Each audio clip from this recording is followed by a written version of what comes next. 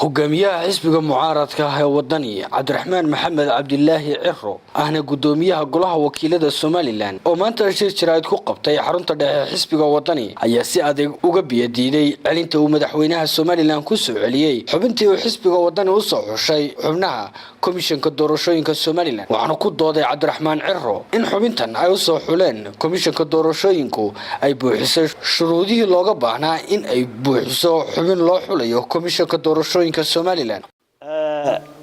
fadal buuxiyay shuruudahaas jawaabtu waa haa xisbi kama tirsanayn Dr. Fadal 28kii waan ku celinayaa bisha 10aad 2014 markii ay soo gaadhay xisbiga waraaqda madaxweynuhu waxaanu waqtiga ka hor si waafaqsan sharciga isaga casilay dhammaan xubinnimadii xisbiga guddiga fulinta iyo golaha dhexe xisbiga wadani markii uu magacaabay oo ahayd 30kii bisha 8aad taariikhda kama mid ahayn xisbiga wadani waa run oo warqadda madaxweynuhu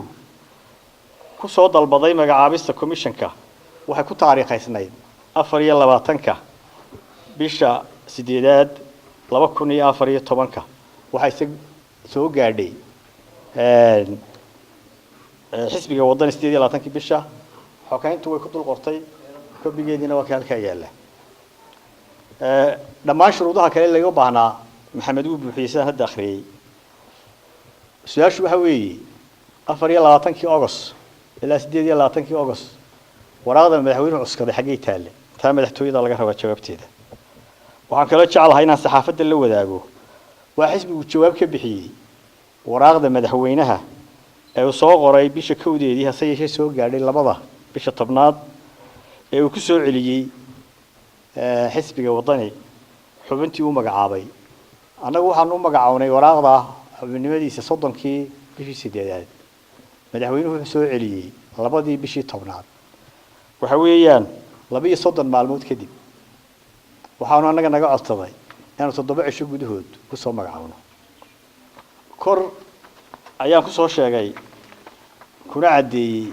inaanu taariikhahaas midna ka mid ahayn xisbiga wadani Dr. Maxamed Ismaan Fadal xisbiga wadani